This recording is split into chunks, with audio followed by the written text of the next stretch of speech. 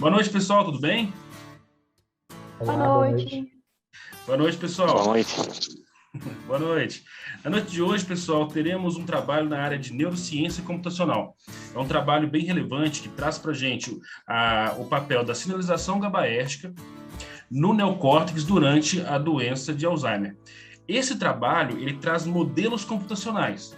Então, é uma construção teórica que nos ajuda a entender qual é o papel de diferentes sinalizações, de diferentes assinaturas neuroquímicas, né, através dessas conexões construídas aqui artificialmente. Na noite de hoje, nós vamos ter a Bruna. Bruna, tudo bem? Tudo bem, professor? Bruna, que artigo, hein?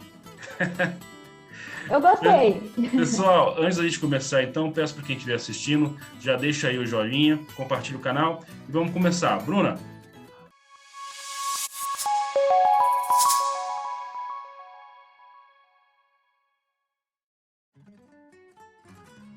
Olá, pessoal. Meu nome é Bruna e hoje eu vou apresentar para vocês um artigo nomeado como Doença de Alzheimer como resultado da redução do estímulo sensorial de GABA-A, né, em um cérebro com deficiência de GABA-A no cérebro. É um modelo neurocomputacional. Deixa eu retornar isso aqui, ficou errado essa tradução, perdão.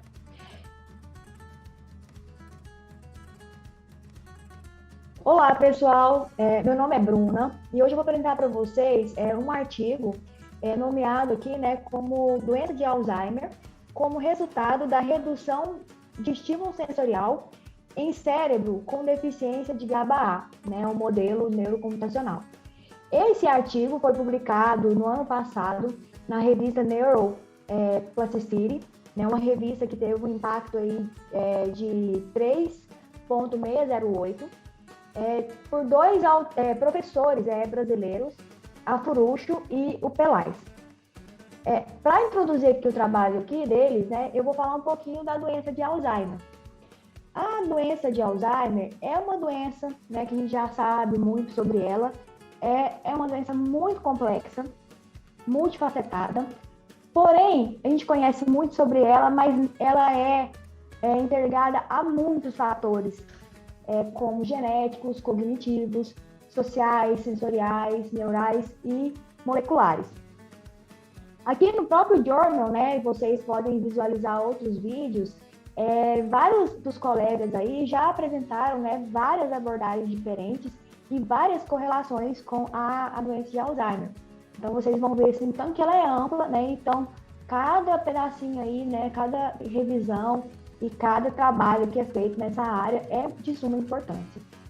A doença de Alzheimer, gente, ela é uma doença crônica, degenerativa e chega a ser realmente fatal. E uma das coisas ruins, né, que a gente está vendo aí nos últimos anos é que a doença de Alzheimer, ela é responsável por 60% a 70% dos diagnósticos de todas as demências em todo o mundo. Tendo uma perspectiva aí, né, que eles falam de 1 em 85 pessoas vão ter essa doença até 2050. É um número muito alto, né, se a gente fosse pensar. A doença, ela tem duas vertentes, né, podemos dizer assim. De um lado, que é a parte hereditária, e outro, né, dos fatores, assim, ambientais. Dentre eles, assim, a gente pode falar, né, os fatores dos fatores alimentares nossos, a gente faz exercício físico, nosso trabalho, se a gente é uma pessoa mais ativa ou não. E normalmente afeta pessoas a partir dos 65 anos de idade. Um dos primeiros, né, fatores, assim, sintomas e fatores que relacionam-se à doença de Alzheimer está muito relacionado ali àquela dificuldade que a gente tem de lembrar algum fato, algum evento, até mesmo em nome de pessoas muito próximas da gente. Mas isso pode acontecer até de forma aguda, quando a gente está em estresse, ou algum tipo de outra doença, ou até algum outro tipo de transtorno. Então, segundo, né, a Associação de Alzheimer, nós temos um site muito interessante da Associação de Alzheimer, eles especificam, né, que para a pessoa, né, ser realmente diagnosticada com a doença de Alzheimer, o paciente ele deve ter, né, alguns comprometimentos, como confusão mental, prejuízo das funções executivas, apatia, problemas na comunicação, entre outras problemáticas. Em relação à histopatologia, nós vemos duas características assim, que são muito conhecidas hoje em dia, né? A relação com a proteína beta-amiloide e também da proteína tau. Hoje, se as pessoas elas já demonstram alguns sintomas iniciais relacionados aí ao Alzheimer, já existe, né, a questão dos biomarcadores que você pode fazer exames, né, em relação a essas duas proteínas ali. Então, existe a proliferação, né, de placas senis, tanto, né, da forma insolúvel da beta-amiloide, que pode aparecer em algumas áreas aí como córtex entorhinal, hipocampo e córtex associativo, e de forma mais leve no córtex sensorial e motor, e emaranhados neurofibrilares, né, da proteína aí da tau, que pode aparecer nos neurônios corticais. O que é interessante, gente, é que por conta assim, dessa complexidade, né, de tantas regiões correlacionadas, algumas dessas regiões também elas são difíceis de serem acessadas por algumas técnicas que já existem hoje em laboratório, e até mesmo para a gente começar a criar, né, novas hipóteses do porquê que a doença ela é assim, às vezes crônica de uma forma rápida demais. A neurocomputação ela está sendo agregada, né, para entender melhor essa doença. Hoje, né, uma das aplicações mais interessantes realmente da rede neural artificial é a criação de modelos de doenças cerebrais. Como é que a gente faz isso, né?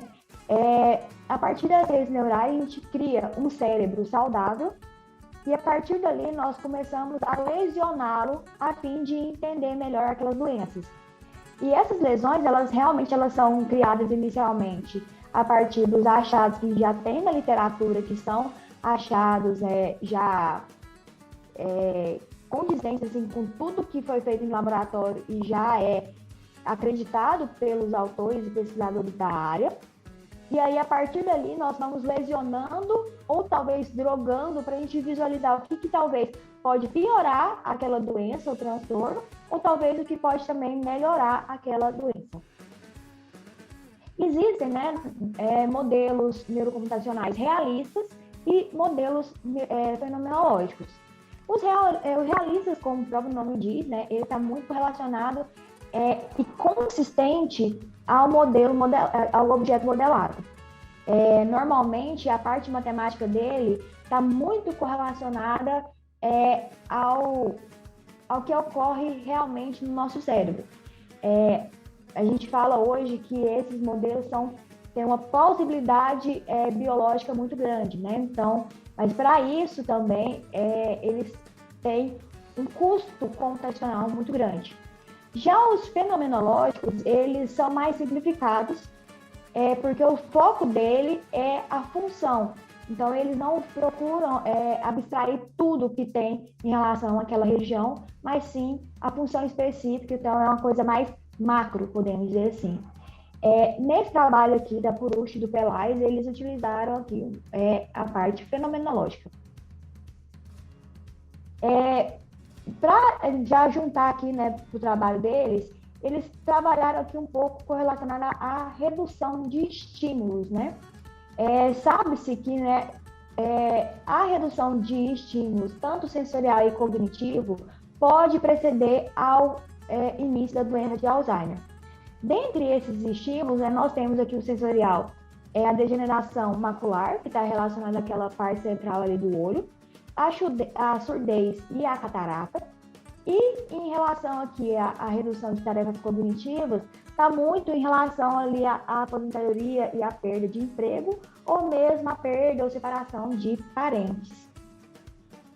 Na parte aqui, né, da degeneração macular ou a catarata, que são as duas correlacionadas à visão, nós vemos assim que nessa primeira aqui, né, nós podemos ver que a degeneração macular ela pode afetar a partir dos 35 anos 15% das pessoas e chegando até 30% quando as pessoas têm mais de 85 anos. Essa doença, né, ela pode vir, né, acarretar também muitas características correlacionadas à doença de Alzheimer, incluindo aqui, né, o estresse oxidativo e a inflamação.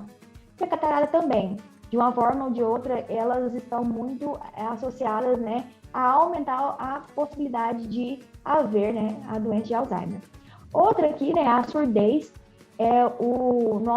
a partir dos 60 anos, atinge aqui mais ou menos 30% dos adultos, e os estudos, né, já apresentam que um tratamento precoce para essa surdez adia o início dos sintomas de doença de Alzheimer. Uma coisa que é interessante especificar, gente, é que adia, né, o início desses sintomas. É uma doença que ainda não tem uma possibilidade ainda específica de falar assim que não vai ter mais a doença de Alzheimer, porém adia esses sintomas e isso também já é muito importante. Em relação, né, à redução cognitiva, alguns dados muito interessantes falam, né, que a aposentadoria tardia ela é um fator muito interessante de proteção para a doença de Alzheimer, e isso não tem nenhuma relação com o nível de escolaridade ou o tipo de ocupação que as pessoas têm. E se a gente, por exemplo, a gente adiar a aposentadoria por um ano, pode vir, né, a adiar a doença de Alzheimer por 0,3 anos. E também, né, a participação desses trabalhadores na força de trabalho vai retardar também aquele declínio cognitivo e, portanto, qualquer tipo de deficiência, né, que pode estar associada. Além dessas reduções, né, sensoriais e cognitivas, sempre que a gente vai envelhecendo, algumas coisas vão alterando no nosso sistema nervoso central, e isso é muito comum. Dentre elas, aqui nós temos, né, a poda sináptica. Isso ocorre em qualquer pessoa, né? Só que quando a gente tem, na pessoa que tem Alzheimer, ocorre uma coisa interessante, né? Que ocorre, talvez não muito interessante, na verdade, né? Ocorre o aparecimento de formas tóxicas da beta-amiloide, né? E aí está correlacionado ali às perdas de espinhas sinápticas, que aí é um problema. O segundo aqui, né, está correlacionado aqui à redução na síntese e liberação de acetilcolina. A acetilcolina, gente, ela é muito importante para a gente, né? Um dos neurotransmissores mais abundantes aí no nosso cérebro. E está envolvida ali, né, na parte de aprendizado nosso, está correlacionado ao hipocampo. O que eles correlacionam aqui com a doença de Alzheimer? Que existe uma perda neuronal muito grande, principalmente nos neurônios colinérgicos correlacionados ali ao prosencéfalo basal, né, que está muito associado ali também à amígdala, e isso, assim, que está suscetível, né, a algumas alterações axonais, que isso é um problema, acúmulo de proteína tal fosforilada, e até formação de emaranhados neurofibrilares, né, que foi a gente comentou um pouco antes. Então, toda essa informação, eles fazem com que dê a hipótese, né, que realmente a acetilcolina, essa redução de acetilcolina pode ter um envolvimento aí com a doença de Alzheimer. A última aqui, né, é a atenuação da sinalização inibitória de interneurônios GABA no hipocampo e no córtex pré-frontal. Esse aqui, gente, primeiramente, né, a gente tem aqui o hipocampo e o córtex pré-frontal, que são importantíssimos na memória, nosso controle de decisões, memória de trabalho e tudo mais. E sempre, né, o nosso corpo, nosso cérebro, ele é importante que exista, né, uma regulação dinâmica neural. Né? Os neurônios excitatórios, inibitórios, os neuromoduladores, eles têm que estar balanceados. Se existe, né, alguma desregulação naquilo, realmente vai ter algum tipo de problemática. Então, aqui eles comentam, né, de uma problemática na parte do GABA-A, que também pode vir a ter problemáticas em relação à doença de Alzheimer. Tanto que eles correlacionam a GABA-A também à redução, né, do sensorial. Vamos para a nossa metodologia. Eles aqui criaram, né, então, um modelo computacional fenomenológico, referente ao corneocórtex, que é o nosso córtex granular, que aí inclui, né, o córtex somatosensorial, o córtex visual e o córtex auditivo. Aqui nós temos uma simples arquitetura deles. Eu vou começar nessa parte de baixo aqui, que tem mais relação aqui com as entradas. Então, aqui nós temos, né, as entradas aqui de 1 a 15. Aqui nós temos a célula correlacionada aqui à acetilcolina, né, acetilcolina. Aqui nós temos, né, os neurônios do tálamo cortical. Aqui nós temos, né, os neurônios de sexta. Depois nós temos aqui os neurônios estrelados espinhosos, que vão ser aqui quem vai realmente reconhecer nossos padrões. E aqui nós temos os neurônios de sexta, mesmo que sexta inibitórios. E aqui a gente tem uma especificidade aqui, são neurônios sem plasticidade intrínseca. Todos esses aqui, ó, né, que tem pontilhados, nós temos plasticidade aqui sem modificação plástica, perdão. Esses aqui que são linhas contínuas são modificadas. Esse que tem essa bola aqui, né, esse círculo que é todo preenchido, ele é excitatório. E esse aqui que é branquinho, né, ele é inibitório. Então aqui, sempre, né, a nossa somatória aqui, né, que eles já colocaram aqui pra gente. Sempre tem aqui, né, a entrada, ela é de 0 a 1, numa função de ativação sigmoidal, que é multiplicada pelos pesos sinápticos da ligação, e ela entra na próxima camada.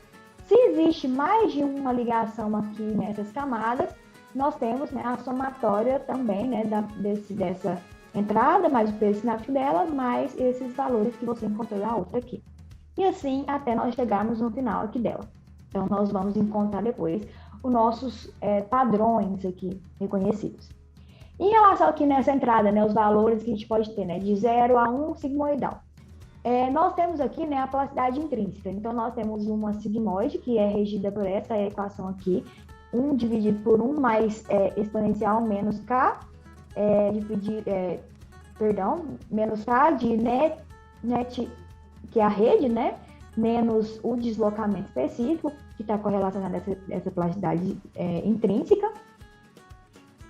E aqui, né, então, ela normalmente é correlacionada de 0 a 1, que foi o que eles delimitaram aqui nesse trabalho.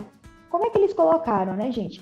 Que quando os neurônios, eles estão altamente ativados, eles têm a tendência de deslocamento, e normalmente eles têm o deslocamento para aumentar, então eles vêm para a direita. Quando eles são menos ativos, eles vêm a diminuir e vêm para a esquerda. Esses aqui são os padrões de entrada. Os padrões de entrada deles normalmente são esses 10 aqui, de 1 a 0. São 15 neurônios, né, de entrada, 5 vezes 3, né, então aqui.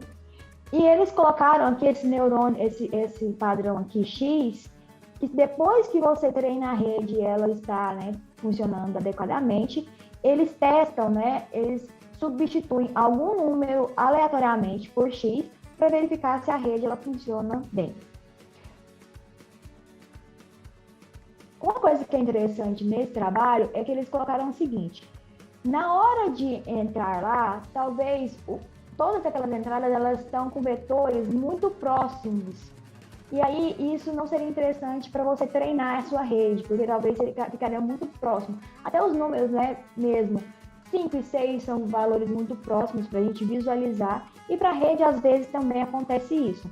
Então, eles colocaram assim, ó, que nesses vetores aqui, né, eles estão com ângulos muito próximos. Para que isso não ocorra, eles fizeram um vetor média, né, que eles chamam de média móvel, e diminuíram o vetor do valor de entrada menos esse valor de média móvel. Então, daria aqui outro valor de vetor. Então, o modelo a gente simula ele em 2.000 épocas, então a gente vai conseguir, né, fazer todos os processos desde o nascimento até a morte. Eles verificaram que em 1.000 épocas eles conseguiam fazer todo o reconhecimento adequado daqueles padrões. A partir de 1.000, aí eles começaram a fazer todas as lesões ou modificações de GABA-A, acetilcolina e assim por diante. No padrão numérico lá, eles naquela parte de entrada, eles fizeram interações 8 vezes, eles perceberam que isso era importante para depois inicializar o restante das interações. Todas as interações que eles fizeram, né, delas tem cálculo de saída, pesos e os deslocamentos do neurônio, que é aquele deslocamento que eu comentei com vocês da plasticidade intrínseca. E a rede é uma rede associativa. Tem aquela parte feed forward, que eu falo para vocês que elas estão subindo ali, e tem aquela parte recorrente, que é aquela que ela volta para o mesmo lugar ali naquelas células das espinhosas ali. Uma coisa que eu achei interessante no trabalho deles foi essa tabela que eles criaram. Eles, a partir de cada um tipo de neurônio, eles mostraram qual que era o processo computacional que acontecia, o dano relacionado àqueles neurônios e as falhas, tanto computacional quanto a parte sensorial e envelhecimento que pode ocorrer em relação a eles e um tratamento que tem a ver com eles. Como os neurônios lá eu comecei a ir por baixo, também vou fazer isso agora. Ok.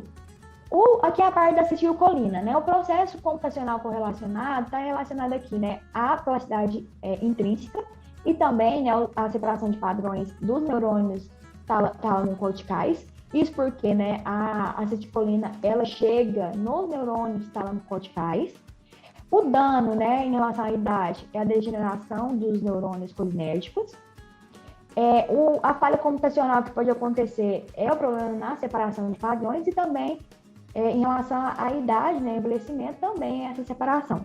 Hoje nós temos aí um tratamento aí farmacológico, que é o inibidor aí, acetilcolinesterase, que também auxiliam aí no aumento da acetilcolina, que pode vir a atrapalhar em outras coisas. Depois a gente comenta sobre isso. Neurônios sensoriais de entrada, então assim, o processo computacional está relacionado aqui à detecção de entrada.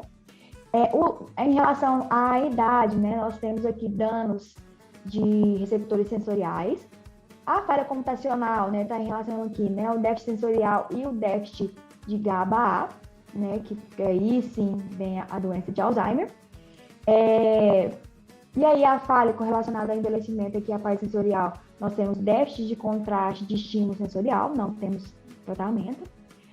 O cérebro de cesta de derivação ali, né, o shunt, tem um processo computacional que está relacionado à normalização. O dano de idade está relacionado à síntese, né, de GABA-A, a redução dela.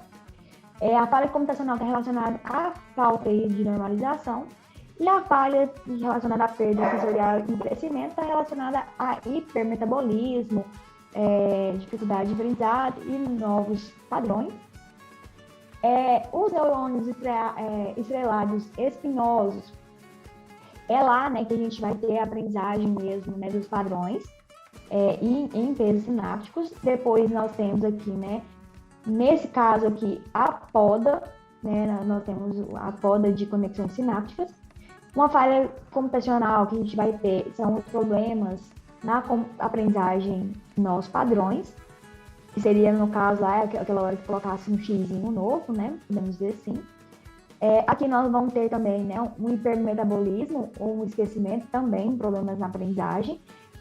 Um tratamento farmacológico que já colocam, né, são bloqueadores NMDA, evitando também aí o esquecimento, mas é bem provável que eles impedem um novo aprendizado, tanto que eles colocam isso aqui como uma metodologia para realmente ver se o trabalho deles funciona adequadamente.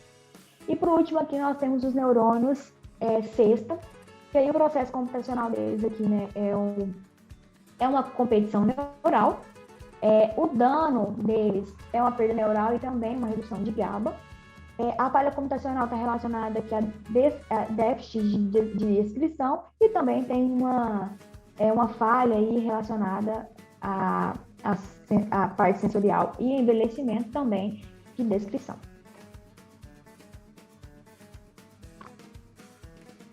Como resultado, gente, nós temos aqui, né, nós conseguimos ver tanto por gráficos quanto pelos números mesmo desses padrões que nos foi apresentados aqui. Nesse primeiro aqui foi uma apresentação bem simples que eles fizeram para a gente, em que, né, naqueles neurônios, cada um deles, eles nos últimos neurônios na saída, né, dos estrelados espinhosos, eles poderiam, né, ser envolvidos ali e representar alguns dos números, né, de saída. Aqui a gente pode perceber, né, que os primeiros aqui, ele realmente reconhece e sai com algum número na saída. Até 50% for um valor normal, aí que eles fazem. A partir dos 50%, que são 50 épocas, eles trocam um número qualquer por X. Nesse caso aqui, foi um que foi trocado, que é um valor aleatório, né? Então aqui você pode perceber aqui, ó, que o 3 aqui e o valor aqui, ó, que tá nessa caixinha aqui, né, na caixinha dos 3 e do 10, eles tentaram multiplicar para ver qual que seria trocado. Aqui, posteriormente, aqui, ó, o X já ocupou essa lacuna, e aqui agora o 2 está tentando voltar para cá até, né, nas próximas épocas aqui, ele já foi organizado. Nessa forma aqui, ele já conseguiu, né, tanto reconhecer na primeira situação, quanto reconhecer depois que adicionou um novo padrão. O próximo aqui, eles colocaram, né, o GABA-A e acetilcolina como sendo os valores basais. O pruning aqui seria a poda, né, a poda sináptica. Eles colocam 75% na maioria dos casos dele, que é o normal, né, que a gente tem hoje, que aumenta muito mais, né, nos 75 anos. Então, nós temos um primeiro experimento aqui. Não existe redução sensorial, mas a partir de 70% nós temos a adição aqui, né, de um novo termo, que seria a memória de curto prazo. E no segundo experimento aqui nós temos a adição de estímulos sensoriais e também temos a adição aqui de uma memória de curto prazo. O que nós vemos aqui é que na primeira situação que realmente ele já consegue reconhecer até as 50 a primeira parte, né, 50%. Aí agora, a hora que começa aqui, né, a parte sensorial aqui, que ele reduz aqui um pouco a parte sensorial, já começa aqui. Quando eu falo que reduz um pouco a parte sensorial, o que eles fizeram? Eles pegaram o valor de pixels e dividiu por 2. E aí eles queriam visualizar o que aconteceria se fizesse isso. Então aqui, esse lado de cá, ele conseguiu, né, continuar da mesma forma. E aqui também eles ainda continuam da mesma forma, continua visualizando todos os valores, porém, só está um pouco mais diminuída, né, as caixinhas. Aqui, nesse ponto, ele fala sobre a inserção do número do X, né? Então, aqui ele começa a inserir o X, aqui também, você pode ver. Só que tem alguns lugares que pode perceber que tem uns pontos fora, mas aqui para frente, né, vocês podem perceber o X aqui completo e os outros números completos, certo? O que a gente tem aqui nesse gráfico é que, nesse primeiro experimento aqui, a gente consegue ter uma saída, né, não tem poucas oscilações e a saída consegue ter realmente uma boa saída. Aí aqui no 60%, onde teve, né, aquela parte de redução sensorial, teve um decaimento, só que depois ele consegue se estabelecer e continuar tranquilamente. Nesse segundo aqui, o que eles quiseram fazer, né? Colocaram GABA-A a partir de 50%. Quando a gente fala que ele colocou o GABA-A, quer dizer que ele tirou, né, aquela operação de normalização na célula cesta de derivação. E aí eles queriam visualizar o que acontecia, né, em relação a quando você coloca isso, a partir desse de 50% aqui por cento. Nesse experimento não teve modificação de nada e nesse aqui teve redução aqui, né, sensorial. Nesse aqui nós agora percebemos que tem até ok, né, também. A partir daqui, que foi quando colocou o GABA-A aqui, né, essa parte da normalização, sem a normalização, dá para perceber que existem, né, vários pixels em lugares muito discrepantes, assim.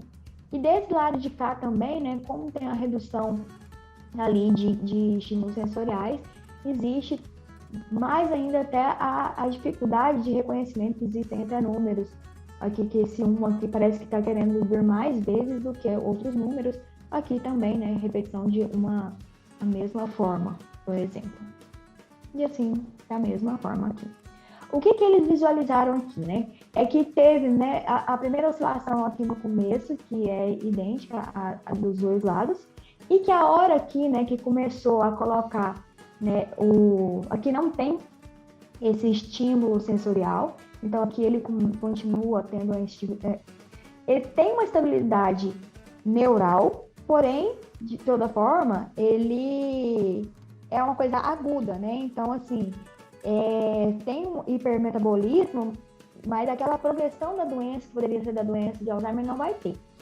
Aí, o que acontece nesse aqui? Que ele fala que quando existe, né, a ligação de GABA-A com a redução aqui da parte sensorial, acontece que tem, né, essa parte do metabolismo e a progressão da doença é muito grande, porque olha só, a oscilação que nós vemos e ela não para, ela não tem nenhum tipo de possibilidade de parar essa oscilação. Só se realmente a gente parasse o programa, né, podemos dizer assim. Nesse caso aqui, gente, nós colocamos, né, a partir de 50% tem GABA-A, a acetilcolina ainda está no nível basal dela, e nós temos aqui, né, nos dois lados aqui, colocou-se, né, estímulo, né, em 60%, colocou uma memória de curto prazo em 70%, e depois a gente colocou aqui, né, esse bloqueador de NMDA, perdão, que é aqui eles colocaram esse memantina. Então, eles queriam visualizar o que realmente acontece quando ele coloca essa memantina aqui. Nessa primeira parte é a que realmente acontece funcionando adequadamente, né? A gente tem aí a redução aí dos estímulos. Esse lado de cá, que tem a memantina, uma coisa que é interessante é que ele tende a conseguir, né, absorver esses valores aqui. Não tem, porque aqui, ó, ele está reduzindo muito os valores relacionados à parte sensorial, está reduzindo muito os valores dos pixels. Só que nesse aqui, como tem a memantina, ele volta a ter muito, né, os valores aqui dos pixels. O problema é que quando aqui ele pede, né, 70% para eu adicionar um X, né, que é um novo número, aqui ele não adiciona esse novo número, aqui ele já começa a aparecer, né, uma tentativa num X. E aqui, né, a gente consegue aqui ver um X, mas desse lado de cá ele está um pouquinho, né, melhorado, mas não apresenta um X. Porém, o que a gente pode visualizar aqui, né, existe também, né, uma problemática aqui, né, tem uma oscilação muito grande, não chega, né, nós temos aí aquela parte problemática aí da progressão à doença aqui de Alzheimer, como especificado anteriormente no outro gráfico, porém também ela tem uma oscilação muito grande, né. Esse aqui, o que aconteceu, que também foi um pouco grave, é que ele não conseguiu, né, fazer reconhecimento de novos padrões. Ou seja, a nossa memória ela vai ficar prejudicada que eu não consigo fazer novos reconhecimentos. O próximo aqui, gente, eu volto, né, o GABA-A para um nível normal, basal, e coloco a acetilcolina aqui como a partir dos 50%. A acetilcolina, ela é modificada zerando a entrada lá para o tálamo, né, no tálamo cortical. Então, esse experimento de cá não tem nada, nenhuma modificação. E aqui só tem a parte sensorial em 60%. Então, aqui o primeiro tá ok. Aí aqui, nós temos já algumas modificações aqui na numeração, né? Podemos dizer assim. É muito visível, né, a parte aqui, né, da redução sensorial, podemos dizer assim. Mas, realmente, a parte da acetilcolina também, ela atrapalha muito, né, alguns números, né, que são muito próximos um do outro. Agora, vamos ver em relação aqui, né, o que acontece. Nos gráficos ficam mais fáceis de visualizar, porque a gente vê que lá a gente não consegue muito ver os números, porém, no gráfico aqui é um pouco mais interessante de ver, né. Nesse aqui ainda teve alguns que a gente conseguiu, né, visualizar, mas nesse aqui a gente vê que realmente foi uma queda brusca, assim, né? Ele não teve aquela oscilação muito grave, igual teve nos outros, porém aqui não teve reconhecimento mais nenhum no final. Nesse último, próximo aqui, também, né, agora colocou também a memantina aqui, né? Nós colocamos o GABA-A em basal e depois nós colocamos aqui a acetilcolina a partir de 50%, colocamos a parte aqui da sensorial em 60%, uma memória de curto prazo em 70% e memantina aqui somente nesse experimento de cá, né? Então, vamos ver o que acontece aqui com eles. Nós temos nos dois lados aqui a redução. É muito notório, né, que quando coloca essa memantina aqui, nós temos, né, os estímulos sensoriais, eles estão preservados, né? São bem mais preservados do que esse, é muito lógico isso. Mas aqui, alguns padrões aqui, né, e essa parte aqui também, né, relacionada aqui a reconhecer um novo padrão não acontece.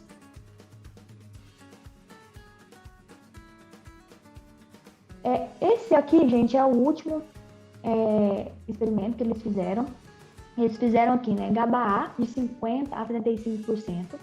Acetilcolina, eles voltaram aqui para o nível basal deles, o planning ficou em 75%. O nível aqui de sensorial ficou em 60% mesmo. E uma coisa interessante que eles mudaram, né? Todos os outros estavam 70%, a inserção do X, aqui eles colocaram em 85%. Então, aqui no começo, né, os valores, ó, tudo tranquilo. E aí eles colocaram aqui, né, como tem a inserção aqui de GABA, então faz aquelas movimentações, também tem a redução aqui de estímulos. O que acontece é que aqui, ó, a partir daqui, como aqui, ó, nesse foi em 85, ele conseguiu ainda, né, encontrar o X. Então, aqui nesse gráfico, o que foi interessante? Ele conseguiu aqui nesse começo, né, fazer tudo ok, né, foi aquela primeira parte, até os 50%. Aí até os 60%, que foi quando retirou os estímulos, ele ainda também tinha, né, uma plasticidade funcionando. O problema é que aqui, né, nessa parte aqui, entre 60 e 75, ele teve uma oscilação muito grande, porém, depois disso aqui, ele conseguiu, né, se estabilizar e manter aqui trabalhando. Tanto que mesmo em relação aqui, né, ter continuado aqui tendo 3, quase 4 vezes, né, ele conseguiu ter o retorno de um X, que é um aprendizado novo, e ainda recordar de outros antigos. Ou seja, esse aqui está sendo, né, um valor melhorado, né, do que estava acontecendo ali. Como conclusão do trabalho, né, gente, o que eles falaram, né? Eles mostraram para a gente que existe realmente, né, no início da doença de Alzheimer, uma relação ali com a redução do estímulo, tanto sensorial quanto cognitivo. Só que isso está muito relacionado com o déficit persistente de GABA-A. Por quê? Todos os experimentos que eles fizeram, que só tinha a deficiência dos estímulos, não teve problema, pelos primeiros experimentos lá. Somente quando houve o déficit de GABA-A, que realmente teve uma problemática maior. Quando eles colocam lá, né, em termos computacionais, eles colocam a falta de normalização, né, nos neurônios, correlacionados aí aos neurônios sexta. E nos neurônios reais, o ajuste, né, contínuo do limiar de disparo neural por meio da alocação e eliminação de íons iônicos intrínsecos, né, tanto que por isso que eles colocaram muito, né, a correlação ali com aquela plasticidade intrínseca, esgota os recursos metabólicos dos neurônios, levando, né, a fase de deposição de placa beta-amiloide, que está muito além do escopo deles, né, tanto que eles colocam isso aqui até porque, assim, a ideia do trabalho deles é realmente dar uma hipótese do que experimentos em laboratórios podem ser realizados, e que realmente isso aqui foi um auxílio para essa área. Muito obrigada, gente. Esse foi o resumo de hoje. Obrigado, Bruna. Vamos começar então a nossa discussão.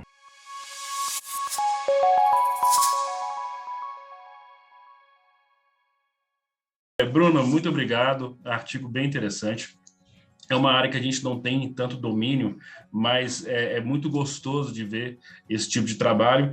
E na noite de hoje, né, quem vai nos guiar aí pela neurociência computacional vai ser você, né? Eu vou fazer aqui o contraponto com o que eu sei sobre a parte de neuroquímica. Então, Bruna, me conta, por que você escolheu esse artigo e qual que é a relevância desse trabalho e principalmente desse modelo dentro da neurociência computacional? Então, professor, eu escolhi esse trabalho pelo tipo de modelo que ele é.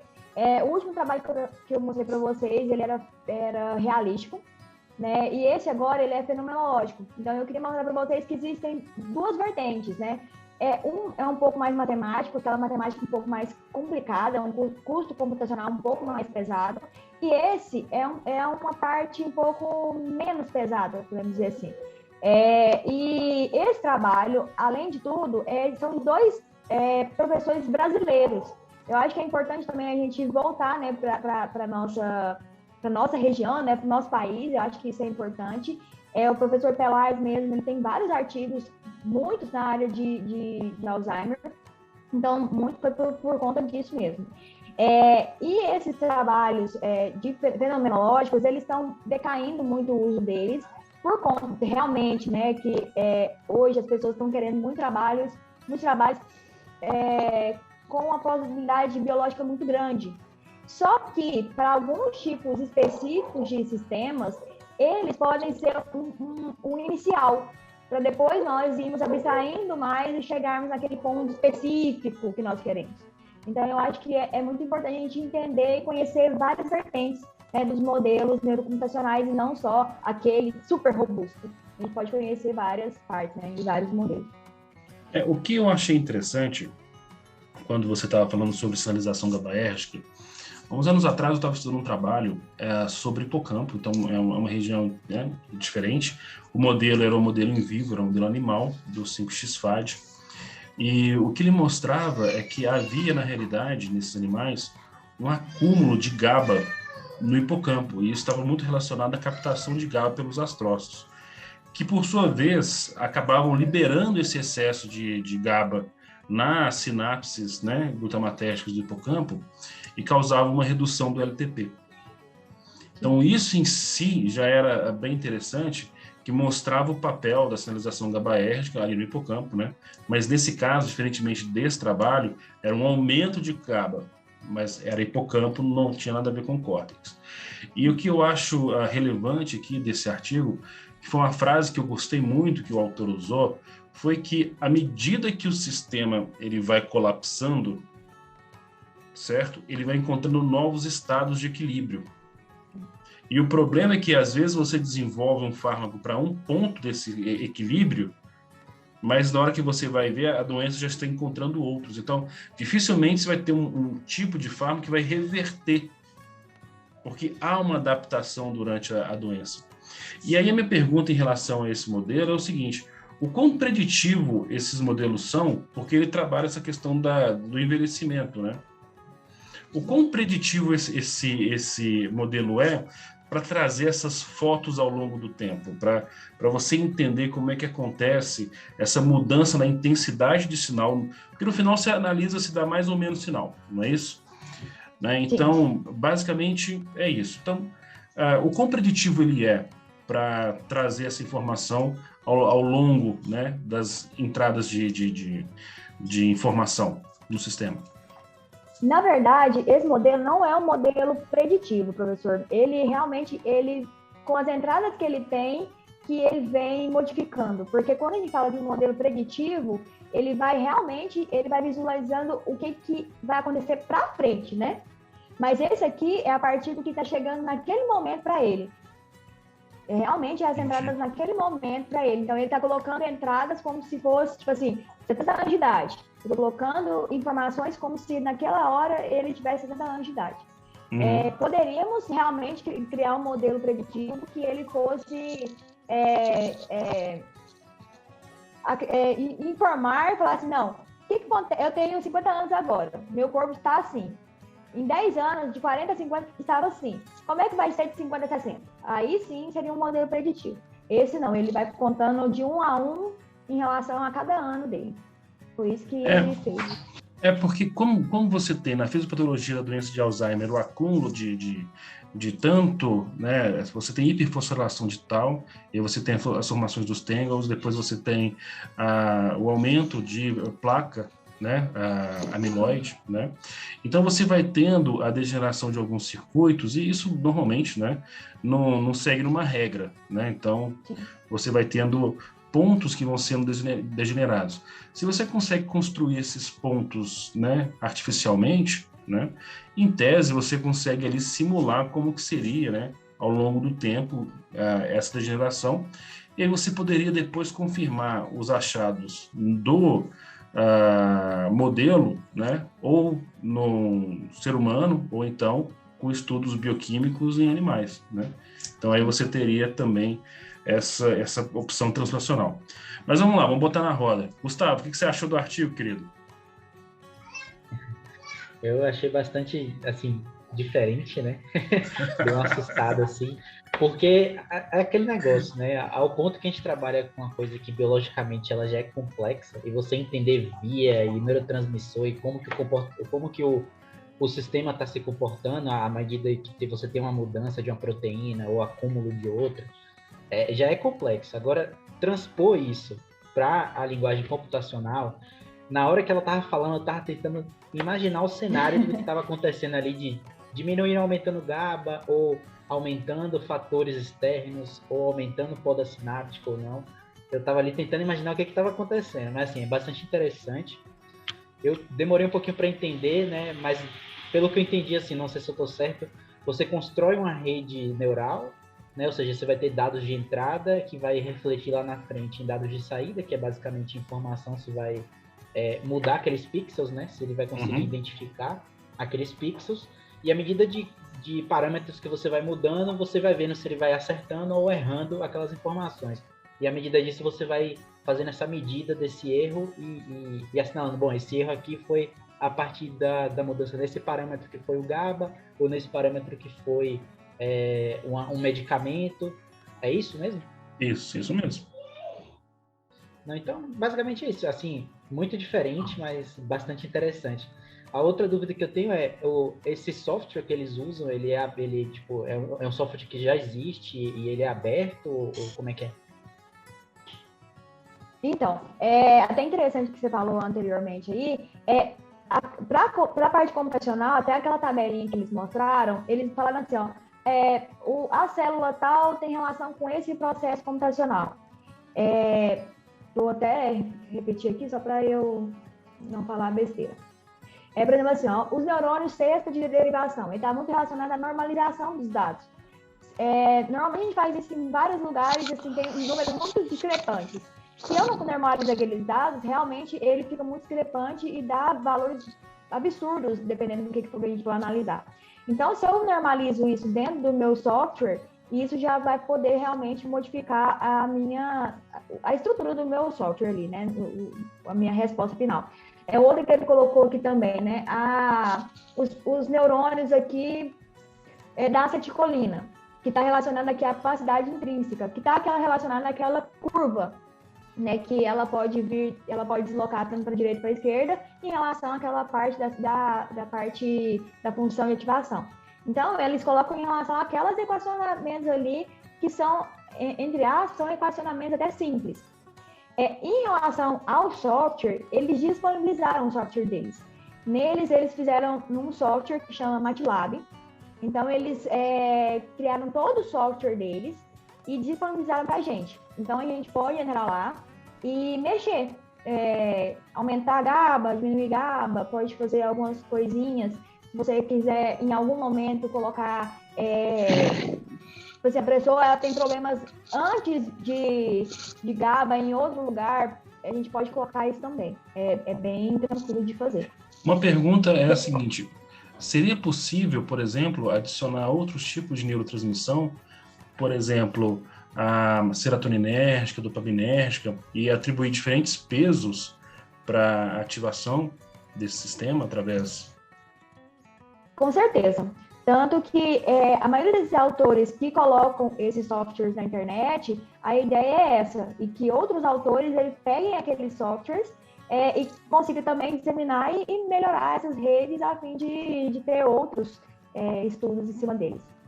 E eu tenho uma dúvida também, que é em relação ao peso que se dá a cada uma dessas neurotransmissões. Porque quando você vai estudar, por exemplo, vou estudar GABA-A, GABA-A vai permitir influxo de cloreto, vai hiperclorizar a membrana. Se eu for falar sobre receptores AMPA ou receptores de NMDA, eu tenho uma via que é glutamatérgica, ela tende a ser excitatória.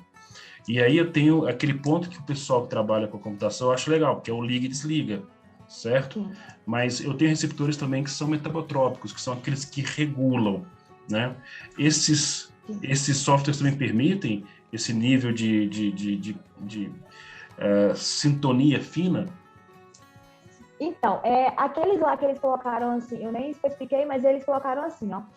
Aqueles que não são modificáveis, eles têm valores específicos, né, que já estão, e normalmente eles pegam da literatura. Então, eles pegam até aqueles valores que a gente já visualiza quando a gente... como é que é o nome da injeção de choque mesmo, que a gente dá em ratos? Agora eu esqueci o nome daquele experimento. Agora, estimulação cerebral mesmo, eles têm alguns estudos que eles fazem para descobrir qual que é o peso que dá de uma região para outra. Mas sim, aí, estudos de LTP e LTD, certo? Isso mesmo. Só que aí, normalmente, quando não existe isso e é uma rede modificável, o que eles fazem?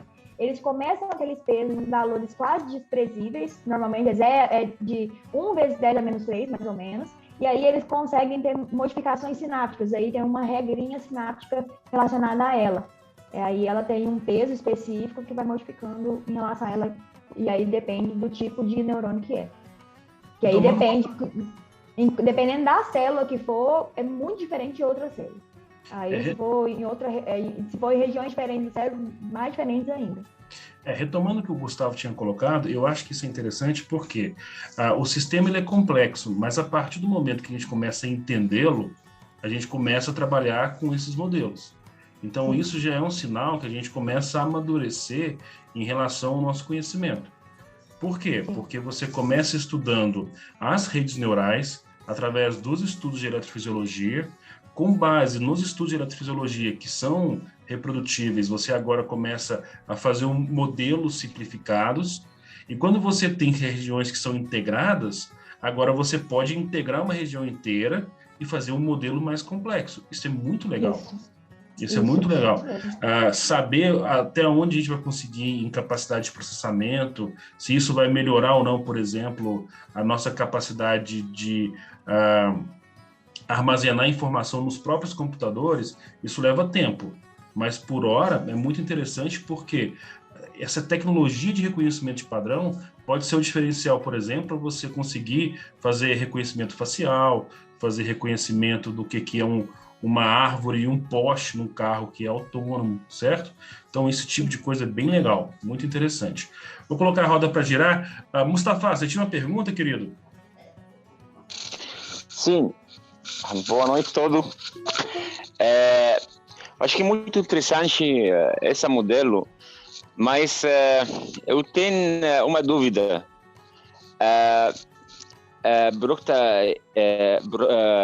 Esse modelo pode usar para conhecer uma pessoa que tem Alzheimer no futuro? Você sabe como usa esse modelo? Bruna? Eu não consegui entender o final aí. Ele é basicamente... Prospective. Ser prospectivo. Prospective. Se com base no que a informação que foi gerada, se seria possível prever, por exemplo, o comprometimento de uma pessoa que tem Alzheimer.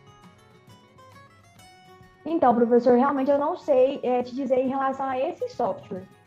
Porque, assim, a ideia desse aqui é realmente visualizar o que poderia agravar problemas em relação a redução sensorial, redução de GABA, né, igual a gente estava comentando.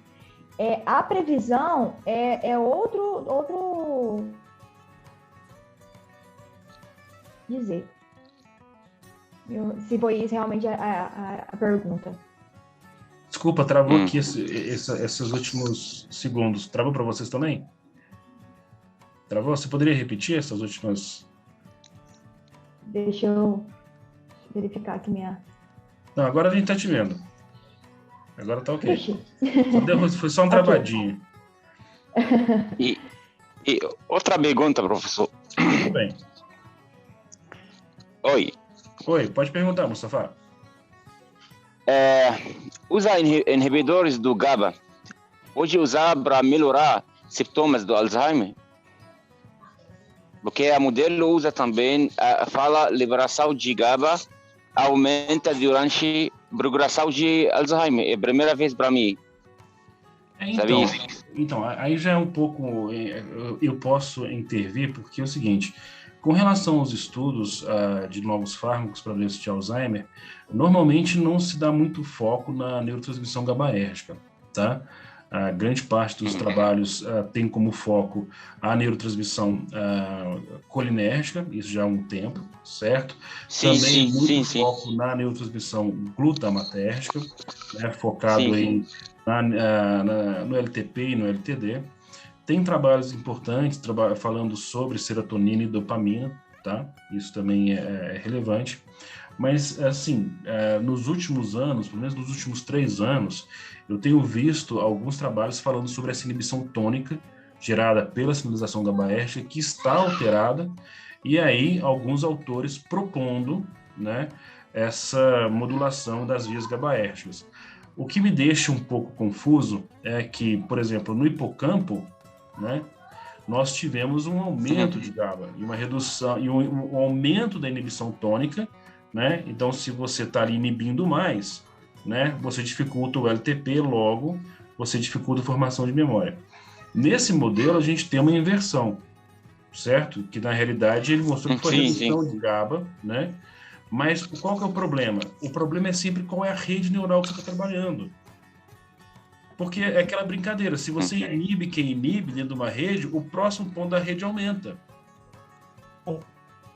Certo? Então, tem que ter esse cuidado. Inclusive, eu estava analisando os dados do Raul recentemente, e vimos isso, um resultado interessante que, assim, um tratamento com um tipo de droga funcionou no modelo glutamatérgico. Na hora que a gente fez o modelo colinérgico, só a menor dose que teve um efeito interessante. Isso provavelmente está relacionado a diferentes redes neurais que estão sendo ativadas.